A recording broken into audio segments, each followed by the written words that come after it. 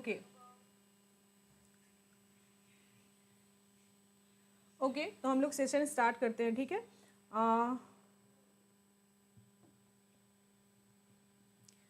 अभी आपके स्क्रीन पे क्वेश्चन आ रहा है, ठीक है।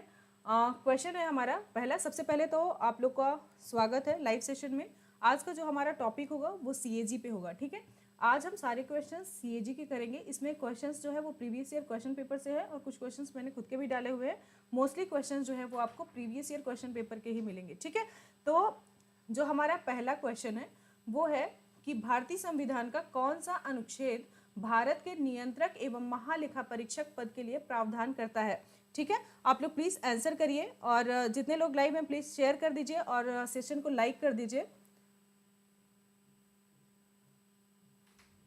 चिमन भूरिया, राम नारायण सिंह, जकीराम, यस, आप लोग के आंसर सही हैं। आर्टिकल नंबर 148 जो है वो बात करता है महालेखा परीक्षक या जो सीएजी होता है हमारा उसके पद के बारे में, ठीक है। तो फिर आर्टिकल नंबर 149, रामनारायण सिंह आपका आंसर सही है। आप लोग प्लीज और बच्चे आंसर करिए, ठीक है। 1, यस, दीप प्रकाश भूरिया आपका आंसर सही है। जो हमारा पहला क्वेश्चन है उसका आंसर है ए, ठीक है। आर्टिकल 148 में भारतीय संविधान का कौन सा अनुच्छेद करता है, तो वो 148 है। तो 149 में 149 के बारे में आप लोग लिखिए, सॉरी, ठीक है। 149 जो है वो आपका बात करता है कि जो पार्लियामेंट होती है, ठीक है। 149 आर्टिकल बोलता है कि पार्लियामेंट को उसकी ड्यूटीज व रिस्पॉन्सिबिलिटीज को प्रैक्टिस करने की अथॉरिटी जो है देता है किसको, पार्लियामेंट को, कि वो जो है डिस्क्राइब कर सके जो सीएजी की ड्यूटीज होती है और उसकी रिस्पॉन्सिबिलिटी होती है उसके बारे में डिस्क्राइब करने की अथॉरिटी देता है किसको, पार्लियामेंट को, संसद को, ठीक है। आगे हम देखेंगे आर्टिकल नंबर 150। देखिए एक तरीके से आपकी रिवीजन क्लासेस भी है जिन बच्चों ने कोर्स परचेस करके रखा है, ठीक है। यूनिक पटीदार आर्टिकल, हाँ, 149 पे आपकी पावर और जो रिस्पॉन्सिबिलिटीज होती है उसको ये बोलता है कि संसद को ऑथराइज करता है कि वो जो है आप निर्धारित कर सकते हैं। आर्टिकल 150 जो है वो बात करता है कि इसमें आर्टिकल 150 में वो बोलता है कि राष्ट्रपति को उस प्रपत्र के बारे में सलाह देता है जिस फॉर्म में सेंट्रल और स्टेट के अकाउंट लेखों को रखा जाएगा, ठीक है। आर्टिकल नंबर 50 उसके बारे में बात करता है। मेनली यह प्रिस्क्रिप्शन के बारे में बात करता है, प्रपत्र के बारे में बात करता है, ठीक है। और आर्टिकल नंबर 151 जो है वो बात करता है कि वह सेंट्रल गवर्नमेंट के अकाउंट से रिलेटेड जो भी ऑडिट की रिपोर्ट होती है जो कि सीएजी प्रिपेयर करता है उसे प्रेसिडेंट के समक्ष रखता है और प्रेसिडेंट उसे पार्लियामेंट के समक्ष रखता है, ठीक है। यस, ठीक है। तो इस तरीके से हमारे ये चारों आर्टिकल जो है कवर होते हैं। पल्लवी, ठीक है, आपका आंसर भी सही है, ठीक है। चलिए हम नेक्स्ट क्वेश्चन की तरफ चलते हैं। अब प्लीज आप लोग जितने भी लोग हैं आप लोग प्लीज अपने फ्रेंड्स के साथ एक बार शेयर कर लीजिए जिससे उन लोगों को भी ये लेक्चर मिल पाए जिन लोगों ने कोर्स परचेस नहीं किया है और उनकी डिमांड बहुत ज़्यादा थी। तो इसका करेक्ट आंसर जो हमारा आर्टिकल 148 है, ठीक है। अगला क्वेश्चन देखिए, महालेखा परीक्षक जो हमारा सीएजी होता है उसके पद के हेतु अधिकतम आयु कितनी होती है? आप लोग प्लीज आंसर करिए।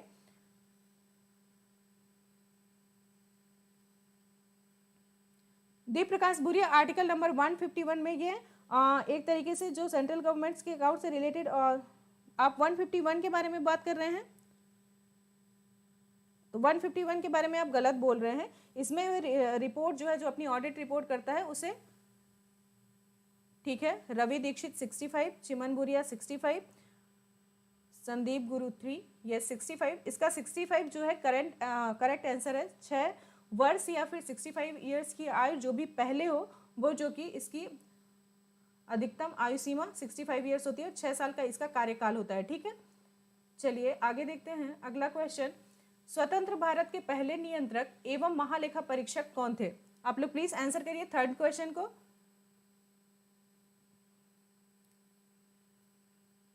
यस मुकेश, आपका आंसर सही है। आप लोग क्वेश्चन नंबर 3 को आंसर करिए।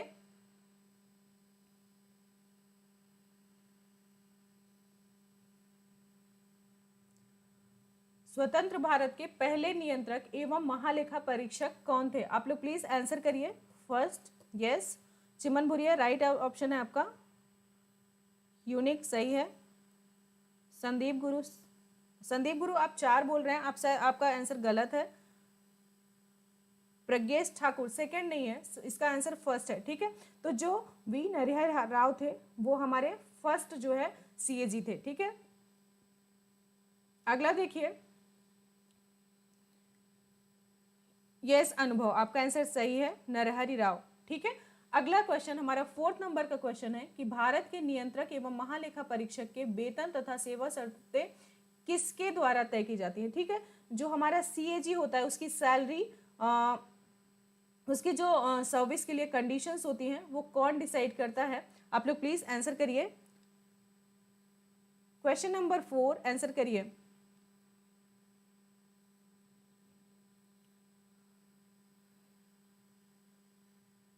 रवि दीक्षित पार्लियामेंट, यस आप राइट हो। अनुभव गौतम सही है, सही है। पल्लवी, यस आपका आंसर भी सही है। चिमन भूरिया आपका आंसर भी सही है। संदीप गुरु सेकंड, आपका फिर से गलत है, कैबिनेट के द्वारा नहीं होता। इसका आंसर फर्स्ट होगा कि जो भी भारत के नियंत्रक सीएजी की जो वेतन तथा सेवा शर्तें होती है वो हमेशा पार्लियामेंट के द्वारा जो है वो डिसाइड की जाती है, ठीक है। चौथा का 1 यस, MP 69 आप भी सही हैं। ओके, मोस्ट ऑफ द बच्चों के क्वेश्चंस आंसर्स जो है वो सही आ रहे हैं, कुछ ही बच्चे जो है वो गलत आंसर दे रहे हैं। चलिए अगला क्वेश्चन देखते हैं। अगला क्वेश्चन आंसर है, भारत के नियंत्रक एवं महालेखा परीक्षा जो 2G घोटाले और राष्ट्रमंडल खेलों को उजागर करने के लिए सुर्खियों में आए थे। आप लोग प्लीज आंसर करिए इसका भी। क्वेश्चन नंबर 5 आपके सामने होगा स्क्रीन पे। क्वेश्चन नंबर 5 का आंसर दीजिए आप लोग।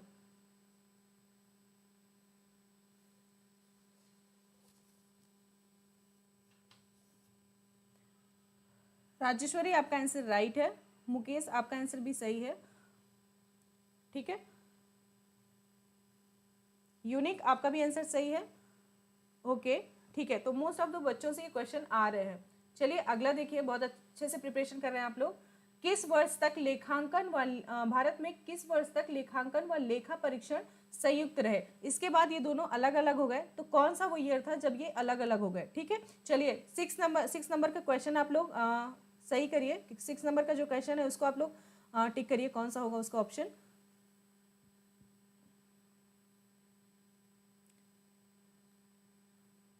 सिक्स क्वेश्चन है, भारत में किस वर्ष तक लेखांकन व लेखा परीक्षण संयुक्त रहे? 1974, 1975, 1976 या 1977? मुकेश आपका आंसर गलत है, इसमें 1 तो नहीं होगा। राम नारायण सिंह 1976 सही है आपका आंसर, सी, ठीक है। मोस्ट ऑफ द बच्चे इसका भी आंसर सही दे रहे हैं। मुकेश आपने गलत किया है, हाँ मुकेश आपका भी सही है, 3rd, ठीक है, ठीक है। 1976 जो है इसका राइट ऑप्शन है। अगला देखिए, निम्नलिखित में से किस निगम का संपूर्ण रूप से भारत के नियंत्रक एवं महालेखा परीक्षक द्वारा लेखा परीक्षण किया जाता है, ठीक है। पहला ऑप्शन है रिजर्व बैंक ऑफ इंडिया, दूसरा है LIC आपका लाइफ इंश्योरेंस कॉर्पोरेशन, तीसरा है एयर इंडिया और चौथा है आपका state bank of India. 7th question को आप लोग टिक करिए। तब तक मैं आपको बताती हूँ, इसमें सीएजी के द्वारा 3 तरीके से जो है परीक्षण किया जाता है। एक तो वो डायरेक्टली इन्वॉल्व होता है, दूसरा वो पार्शली होता है और तीसरा उसमें कुछ भी उसको लेना देना नहीं होता, ठीक है। किसने आंसर दिया है? कुलदीप शर्मा 3rd। इंद्रजीत बहादुर बी नहीं है, बी आपका गलत ऑप्शन है। Ravi Dixit air India right, ठीक है। तो इसका जो राइट ऑप्शन है वो है एयर इंडिया। एयर इंडिया को जो है सीएजी डायरेक्ट रूप से उसकी ऑडिटिंग करता है, ठीक है। चलिए आगे देखते हैं 7th 8। अगला क्वेश्चन देखते हैं 8वां नंबर का, ठीक है। आप लोग को 8वें नंबर का क्वेश्चन जो है वो स्क्रीन पे दिख रहा होगा।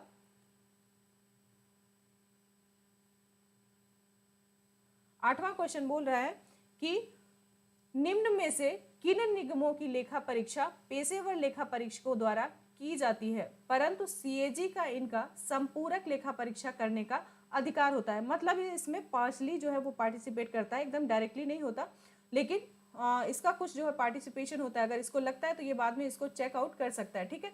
पहला है आपका food corporation of India, central warehousing corporation, life insurance corporation, Indian airlines corporation, industrial finance corporation. आप लोग प्लीज इसका आंसर टिक करिए। इसमें से कौन कौन से हैं जिनका सीएजी जो है डायरेक्टली जो पेशेवर लेखा परीक्षक होते हैं उनके द्वारा की जाती है, लेकिन संपूरक लेखा परीक्षा करने का इसको अधिकार होता है। तो आप लोग प्लीज आंसर करिए कौन सा इसमें आंसर होगा। इसमें से कुछ हो सकते हैं, कुछ नहीं हो सकते, ठीक है। राम नारायण सिंह, डी नहीं है इसका ऑप्शन, आप प्लीज डी इसका ऑप्शन नहीं होगा। कुलदीप शर्मा थर्ड, चिमन भूरिया फर्स्ट नहीं होगा, नहीं, 4 ऑप्शन नहीं होगा। इसका जो राइट ऑप्शन है वो है आपका 2 और 5।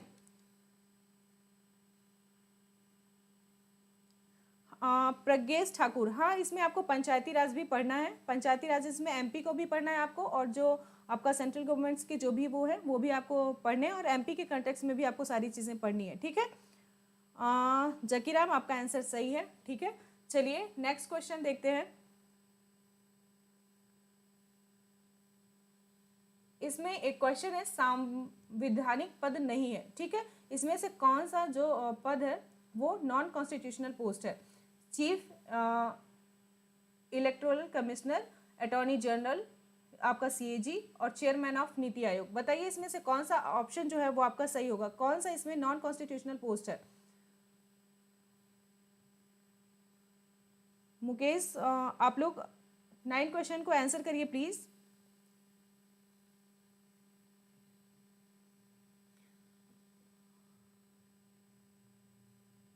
राहुल चौहान थर्ड, 4 4 4 4, ठीक है। रश्मि गिरवाल, आपका आंसर सही है। इसमें जो नीति आयोग है वो नॉन कॉन्स्टिट्यूशनल पोस्ट है, बाकी सारी जो चीज़ें जो आपके सामने है वो तीनों की तीनों पोस्ट ही कॉन्स्टिट्यूशनल में मेंशन है, ठीक है, आपके संविधान में है। सिर्फ नीति आयोग जो है वो संवैधानिक पद नहीं है, ठीक है। चलिए अगला क्वेश्चन देखते हैं, क्वेश्चन नंबर 10। बोफोर्स तोप सौदे में अनियमितताओं को किसके द्वारा बताया गया? ठीक है, जो वो फोर्स तोप में इरेगुलरिटीज थी उसको किसके द्वारा बताया गया? ठीक है, पहला ऑप्शन है आपके पास विनोद राय, सेकंड ऑप्शन है टीएन चतुर्वेदी, तीसरा है एके राय और चौथा है एस रंगनाथन। प्लीज आप लोग अगला क्वेश्चन टिक करिए, जो क्वेश्चन नंबर 10 है हमारे सामने।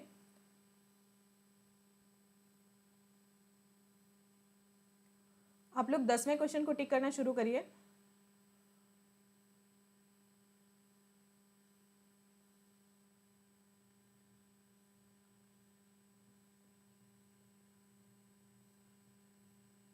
क्वेश्चन में एक बार फिर से बोल रही हूं, बोफोर्स तोप सौदे में अनियमितताओं को किसके द्वारा बताया गया था?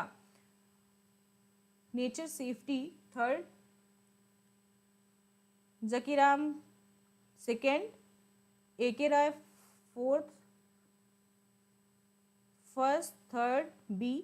रामनारायण सिंह, आपका आंसर सही है। जो टीएन चतुर्वेदी थे उन्होंने बोफोर्स तोप के जो सौदे अनियमितताएं हुई थी उसमें इरेगुलरिटीज आई थी उनको उजागर किया था, ठीक है। तो इसका जो राइट ऑप्शन है वो है टीएन चतुर्वेदी। बहुत सारे बच्चों ने इसका आंसर जो है वो गलत दिया है, ठीक है। जकीराम, आपने सही आंसर दिया था, रामनारायण सिंह आपने भी सही ऑप्शन दिया था, ठीक है। चलिए अगला क्वेश्चन देखते हैं। अगला क्वेश्चन जो है हमारा क्वेश्चन नंबर 11। प्लीज आप लोग शेयर कर लीजिए एक बार, और जितने भी लोग देख रहे हैं लाइव सेशन को प्लीज आप लोग लाइक करिएगा, ठीक है। केवल 34 लोग देख रहे हैं और उनमें से 9 लोगों ने लाइक किया है, तो प्लीज़ आप लोगों को अगर अच्छा लग रहा है सेशन तो प्लीज़ लाइक करिए, जिससे मैं और आगे क्वेश्चन आंसर जो है आप लोगों के लिए ले आ पाऊँ, ठीक है, और आप लोग की भी प्रिपरेशन जो है ठीक से हो पाए। चलिए अगला जो है, भारत सरकार के वित्त प्रबंध में रखवाले का कार्य कौन करता है? ठीक है, पहला ऑप्शन है आपके पास राष्ट्रपति, दूसरा है भारत के नियंत्रक व महालेखा परीक्षक, तीसरा है लोक लेखा समिति और चौथा है वित्त मंत्री।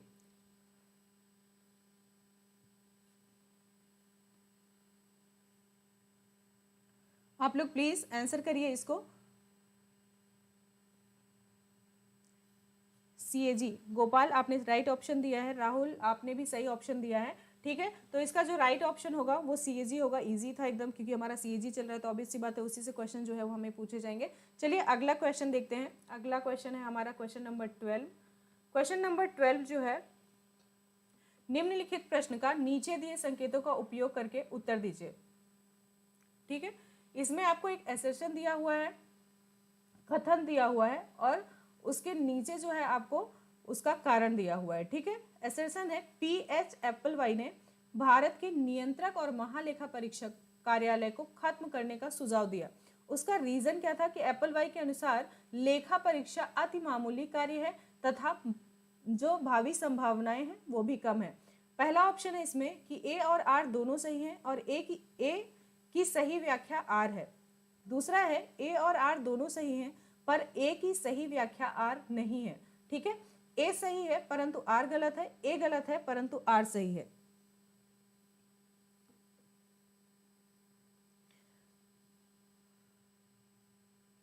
ठीक है, तो इसका आंसर जो है वो है ए और आर जो है वो दोनों सही है। जो इसका कथन दिया हुआ है और जो इसका रीजन दिया गया है वो दोनों ही सही है। एक्चुअली जो एप्पलवाई की समिति थी उसने सीएजी को बहुत ही ज़्यादा, सीएजी की जो पोस्ट थी उसको बहुत ही ज़्यादा क्रिटिसाइज किया था, ठीक है। तो ओके, ठीक है, पल्लवी आपका आंसर थर्ड ए सही है परंतु आर गलत है, ठीक है। शिवन आपका आंसर सही है। चलिए अगला क्वेश्चन देखते हैं, क्वेश्चन नंबर 13। नियंत्रक एवं महालेखा परीक्षक के कार्य क्या होते हैं, ठीक है। अगला क्वेश्चन मैं पढ़ रही हूं, नियंत्रक एवं महालेखा परीक्षक का कार्य क्या होता है, ठीक है। पहला कार्य है सरकारी व्यय का लेखा परीक्षण, ऑडिट, गवर्नमेंट के जो भी एक्सपेंडिचर होते हैं उनकी ऑडिट करना, मेक फिनेंशियल पॉलिसीज, जो फिनेंशियल पॉलिसीज होती है उनको बनाना, sanction grants to various department, विभिन्न विभागों को अनुदान स्वीकृत करना, या फिर जो सार्वजनिक व्यय होता है सरकार के नियमों के अनुरूप हैं या फिर नहीं है यह देखना। अब इनमें से कौन से कथन में, इनमें से जो कथन दिए हुए हैं उनमें से कौन सा सही है। फर्स्ट ऑप्शन है 2, 3 एंड 4, सेकेंड है 1 एंड थर्ड, थर्ड है 2 एंड 3, 4 है 1 एंड 4। आप लोग आंसर टिक करिए प्लीज।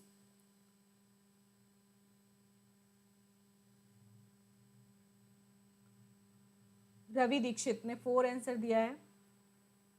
राम नारायण सिंह आपने क्या बोला है, राम नारायण सिंह ने सी बोला है, सी मतलब सेकेंड एंड थर्ड।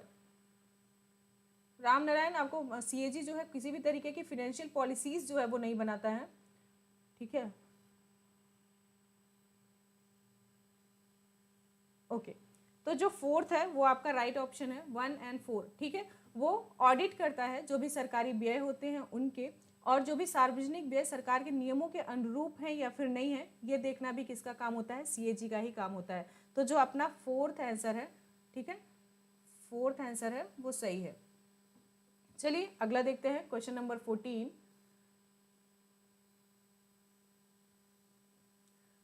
सॉरी, ये पूरी तरीके से इंग्लिश में है, मैं इसे हिंदी में कन्वर्ट कर देती हूँ, ठीक है। कि वो पहली कंट्री कौन थी जिसने कि जिसने पब्लिक अकाउंट्स का ऑडिट जो है आपके लिए इंट्रोड्यूस किया। स्वीडन, फ्रांस, जर्मनी और इंग्लैंड। आपके 4 ऑप्शन दिए हुए हैं, ऑप्शन आप लोग टिक करिए।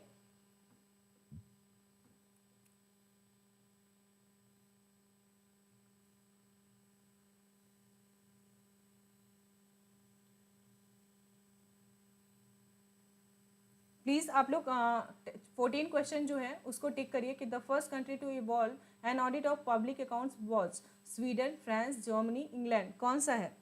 स्वीडन। यूनिक आपका आंसर गलत है। Third Germany, England. 4 B second, Gopal third, सेफी थर्ड। इसका जो है आंसर मोस्ट ऑफ बच्चों ने गलत ही दिया है। इसका जो राइट ऑप्शन है वो है इंग्लैंड, ठीक है। अब अगला देखते हैं, क्वेश्चन नंबर 15। रश्मि गेरवाल, उसका राइट ऑप्शन फोर्थ है, ठीक है। पल्लवी आपने सही आंसर दिया है उसका।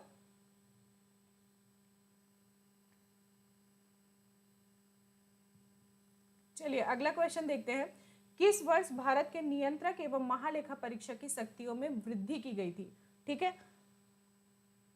क्वेश्चन है किस वर्ष भारत के नियंत्रक एवं महालेखा परीक्षक की शक्तियों में वृद्धि की गई थी। ऑप्शन है आपका पहला 1982, 1983, 1984 या 1985। आप लोग प्लीज आंसर दीजिए।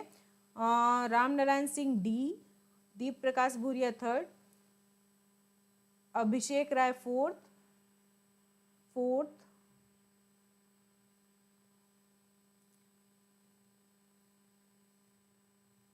ठीक है, इसका राइट ऑप्शन है 1983, सी जो है इसका राइट ऑप्शन है। बहुत सारे बच्चों ने गलत आंसर दिया है, ठीक है। राहुल आपने बिल्कुल सही आंसर दिया है, सॉरी, हाँ राहुल आपने सही आंसर दिया, ठीक है, 1984।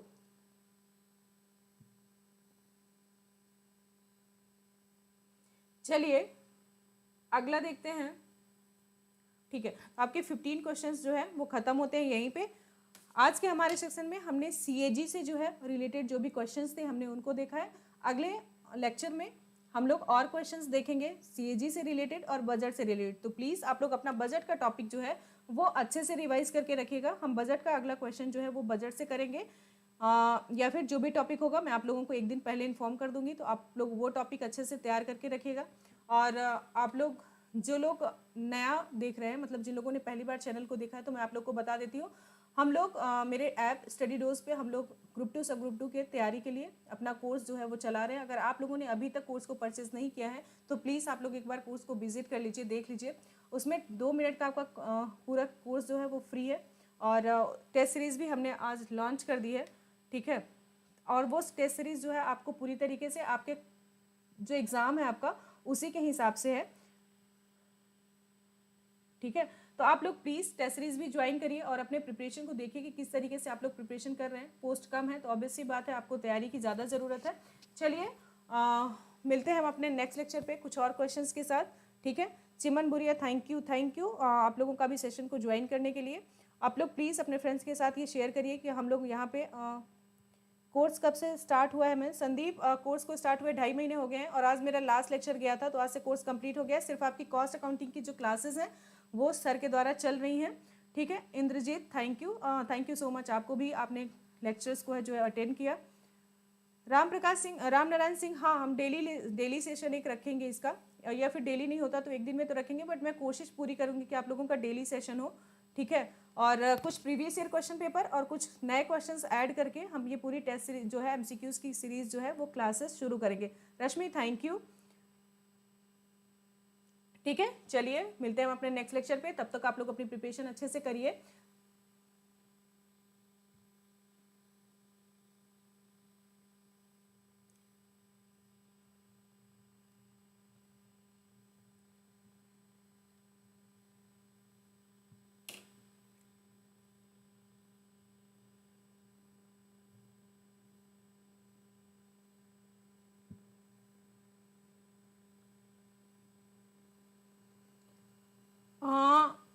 अश्रित आप पूछ रहे हैं मैम पार्ट ए कहाँ से मिलेगा। एक्चुअली पार्ट ए के लिए आपको ज़्यादा परेशान होने की ज़रूरत नहीं है। आपके यूट्यूब में बहुत सारे टीचर्स जो है वो पार्ट ए की प्रिपरेशन बहुत अच्छे से करा रहे हैं, तो आप लोग उनको यूट्यूब में लाइव ज्वाइन कर लीजिए और वहाँ से आप लोग जो है वो प्रिपरेशन कर सकते हैं।